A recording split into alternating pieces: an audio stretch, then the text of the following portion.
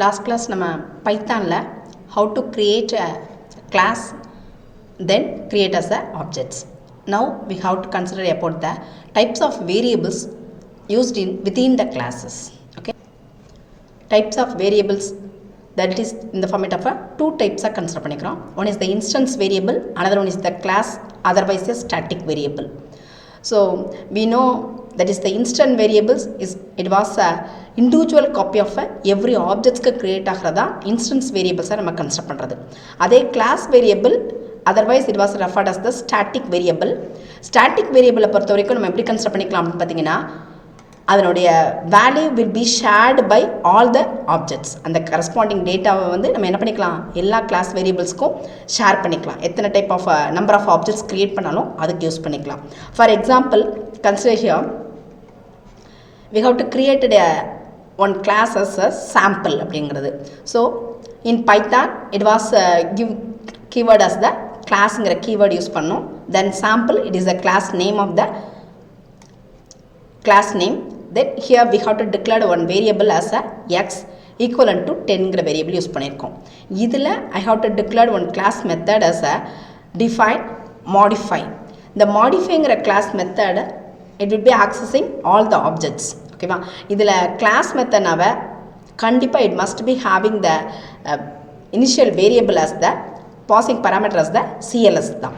So அதில் use பண்ணுற variables சிஎல்எஸ்ன்னு கொடுத்துட்டிங்க அப்படின்னா எப்படி கிளாஸுக்கு அதனுடைய கன்ஸ்ட்ரக்டாரில் நம்ம கொடுக்குறப்போ கம்பல்சரி செல்ஃப்னு கொடுக்கணுமோ அதே மாதிரி இங்கே எது யூஸ் பண்ணணும் அப்படின்னு பார்த்தீங்கன்னா சிஎல்எஸ் அப்படிங்கிறது யூஸ் பண்ணணும். இதில் ஆட்டோமேட்டிக்காக இட் வில் பி அண்டர்ஸ்டுட் என்னென்ன வேரியபிள்ஸ் நீங்கள் வித் இந்த கிளாஸ் யூஸ் பண்ணியிருக்கீங்களோ ஆட்டோமேட்டிக்காக இந்த சிஎல்எஸ்ங்கிற ஒரு கீவேர்டுக்குள்ளே it was understandable. For example, cls.x is equal to just we have to add one values மட்டும்தான், ஒரு வேல்யூ இன்க்ரிமெண்ட் தான் பெர்ஃபார்ம் பண்ணியிருக்கோம். Okay, that's all about the class definition. Here we have to consider the declaration of object. So sample type la I have to create a first object as the s1, second object as the s2. So automatically the class method that is the s1.modify s2.modify access பண்ணுறப்போ அந்த class variable நம்ம declare பண்ண variable automatically increment ஆயிருக்கும்.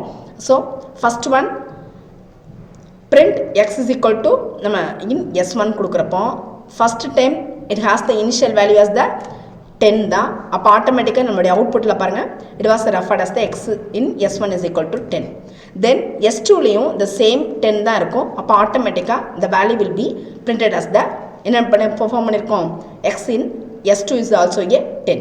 Then we call the method that is the class method is the modifying class method we have to call within single object alone. இப்போ s1ங்கிற ஆப்ஜெக்டில் மட்டும்தான் நான் இதை invoke பண்ணியிருக்கிறேன். ஓகேவா, but the variable x is defined as a class variableனால எப்படி இது share ஆகுதுங்கிறது corresponding அவுட்புட்டில் நீங்கள் கன்சிடர் பண்ணிங்கன்னா டிஃப்ரென்ஸ் தெரியும். இப்போ x1.modify கால் பண்ணோன்னையும் ஆட்டோமேட்டிக்காக the x வேரியபிளோட வேல்யூ வில் பி இன்க்ரிமெண்டட். அப்போ அந்த வேல்யூ 10ன்னு ஆல்ரெடி இருந்தது, இப்போ என்னவா சேஞ்ச் ஆகிருக்கும் 11ங்கிறது சேஞ்ச் ஆகிருக்கு. அப்போ பிரிண்ட் x in s1 கொடுத்தீங்க அப்படின்னா ஆட்டோமேட்டிக்காக the value became as a 11. And also s2லேயும் நம்ம கொடுக்குறப்போ s2.xன்னு கொடுக்குறப்போ the x variable will be in the format of a class variable, otherwise a static variable. So it was shared by all the objects. அப்போ s1ங்கிற ஆப்ஜெக்டையும் share பண்ணிக்குது, s2ங்கிற ஆப்ஜெக்டையும் share பண்ணுறதுனால s2லேயும் இதனோட value என்னவா change ஆகிருக்கு 11ன்னு change ஆகிருக்கு. ஸோ ஆப்ஜெக்ட்ஸ் க்ரியேட் பண்ணுறப்போ நம்ம type of variable ஸ்டாட்டிக்காக க்ரியேட் பண்ணிங்க அப்படின்னா ஆட்டோமேட்டிக்காக the value will be shared by all the object. இங்கே ஆப்ஜெக்ட்ஸாக நம்ம க்ரியேட் பண்ணியிருக்கிறது s1 s2.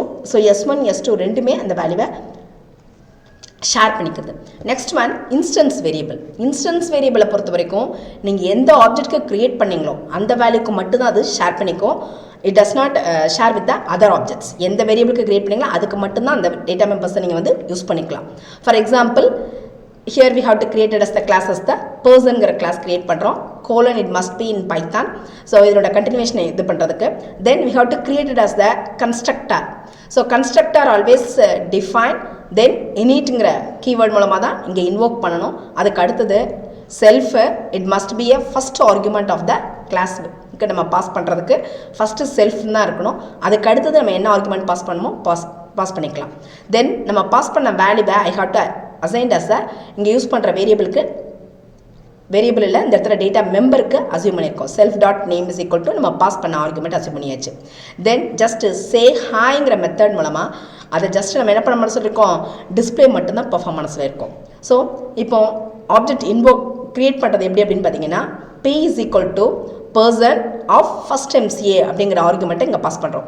இந்த ஃபஸ்ட் M.C.Aங்கிற value will be stored to எங்கே ஸ்டோர் ஆக இருக்கும், இந்த நேம்ங்கிற ஆர்குமெண்ட்டுக்கு ஸ்டோர் ஆகிருக்கும். அப்போ P டாட் சே ஹாய்ன்னு கொடுத்தேன் அப்படின்னா ஆட்டோமேட்டிக்காக சே ஹாயில் என்ன மெசேஜ் கொடுத்துருக்கோம், ஹலோ மை நேம் இஸ் அப்படிங்கிறது.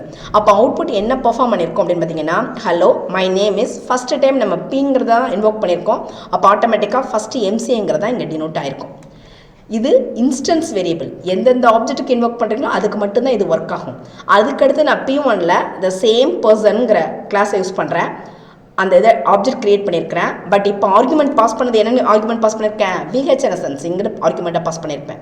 அப்போ ஆட்டோமேட்டிக்காக P1 டாட் சே ஹாய் கொடுத்தீங்க அப்படின்னா இதை இன்வோக் பண்ணுறப்போ இப்போ P1ங்கிற ஆப்ஜெக்ட்டுக்கு என்ன ஆர்குமெண்ட் இருந்திருக்கு, VHNSNC. ஸோ ஆட்டோமேட்டிக்காக மை நேம் இஸ் VHNSNCங்க தான் இங்கே பிரிண்ட் ஆகும்.